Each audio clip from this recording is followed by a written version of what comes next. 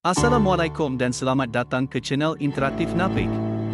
Ayuh kita kenali dan fahami apa itu laporan stok harta tanah yang dihasilkan oleh bahagian inventori harta tanah, Pusat Maklumat Harta Tanah Negara. Laporan stok harta tanah ini merangkumi penulisan ringkas tentang jumlah inventori nasional mengikut peringkat pembinaan, iaitu yang pertama stok sedia ada, yang kedua penawaran dirancang dan yang ketiga penawaran baharu dirancang bagi setiap negeri. Seterusnya, secara umumnya terdapat tiga objektif utama penerbitan laporan stok harta tanah. Objektif pertama adalah merekodkan jumlah stok harta tanah yang berada di pasaran bagi sektor kediaman, perdagangan, industri dan riadah. Manakala, objektif kedua penerbitan laporan stok harta tanah adalah bagi tujuan merekodkan maklumat taburan stok di kawasan tumpuan pembangunan harta tanah di Malaysia.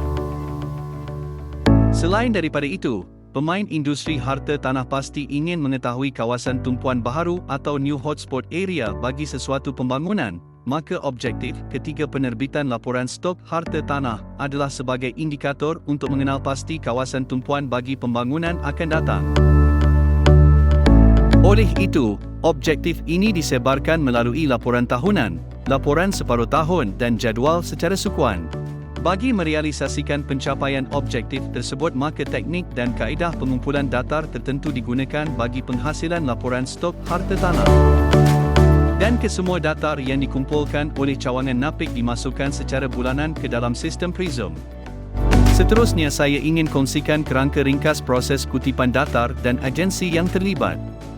Yang pertama pejabat tanah, kedua pemilik pengusaha hotel dan pihak berkuasa tempatan yang mana akan membekalkan maklumat awalan pembangunan, bilangan bilik dan kemudahan berserta tarif bilik hotel. Kadar penginapan, maklumat kelulusan pelan bangunan, maklumat bangunan mula dibina serta maklumat kelulusan menduduki CCC. Kesemua maklumat ini digunakan oleh Napik bagi penyediaan laporan stok harta tanah. Penawaran dan peringkat pembinaan dimulakan dengan penawaran baharu dirancang, kemudian penawaran dirancang melalui maklumat borang K dan seterusnya mula bina dan penawaran akan datang berdasarkan borang L dan akhir sekali siap dibina dan membentuk stok sedia ada melalui maklumat borang M. Maklumat tersebut dikutip melalui edaran borang kepada pemaju dan lawatan tapak secara berkala.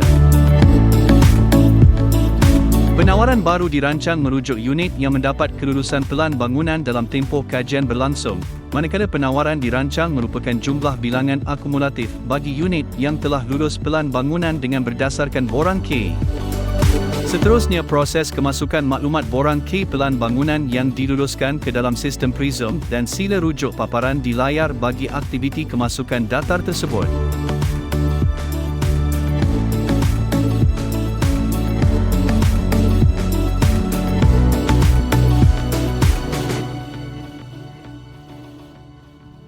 Seterusnya pengumpulan maklumat borang L.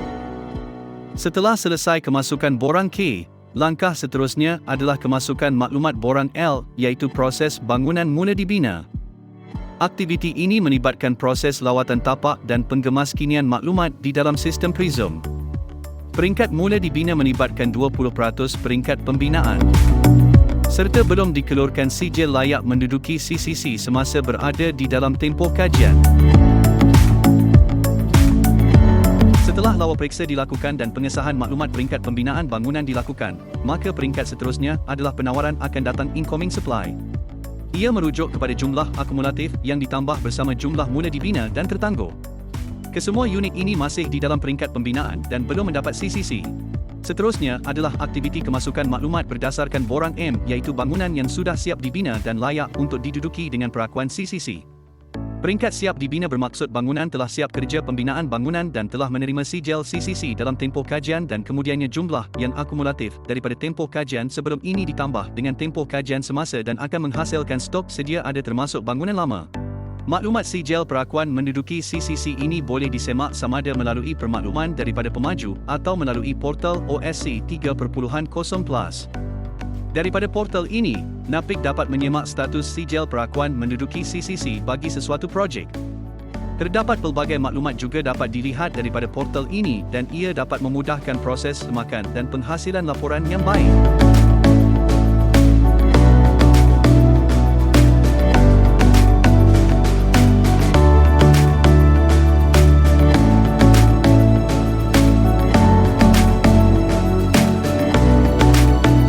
Tujuan semakan perakuan sijil menduduki CCC. Ruangan yang disemak adalah bahagian pendepositan CCC dan ia akan menunjukkan senarai projek yang telah menerima CCC dan salinan dokumen tersebut seperti ditunjukkan di dalam lampiran portal tersebut.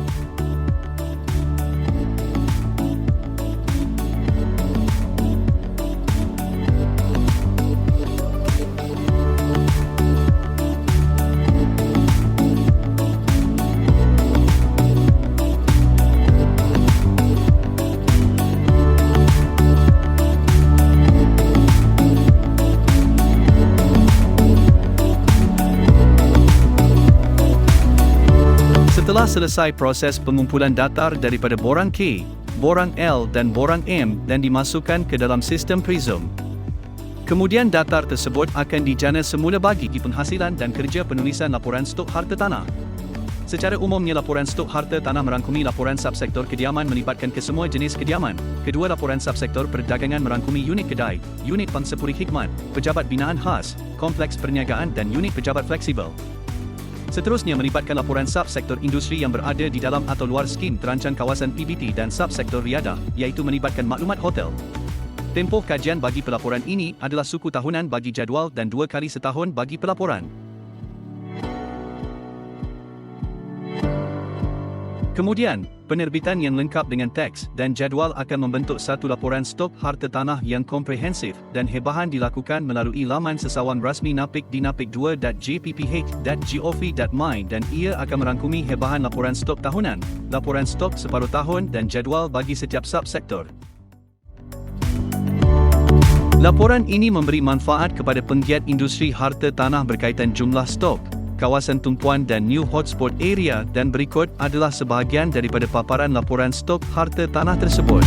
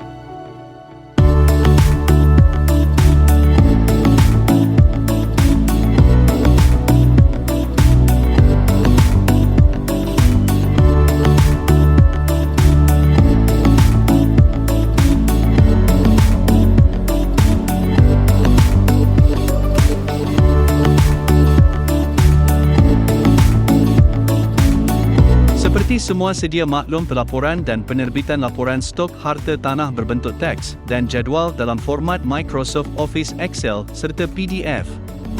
Bergerak seiring dengan era pendigitalan, bahan penerbitan NAPIK kini berwajah baharu dengan konsep visualisasi datar dan datar tersebut dipaparkan dengan cara yang lebih mudah untuk difahami dan dicapai serta lebih komprehensif dan mesra pengguna.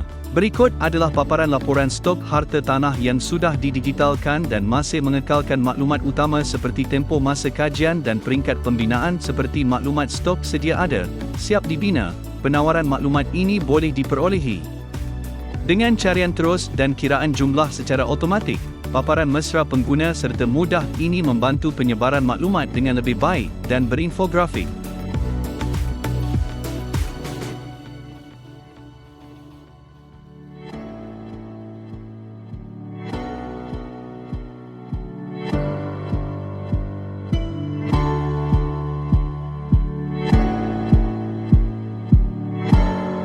Setakat ini sahaja sesi kali ini, sehingga berjumpa lagi. Salam mesra daripada tim inventory harta tanah NAPIK. Sekian, terima kasih.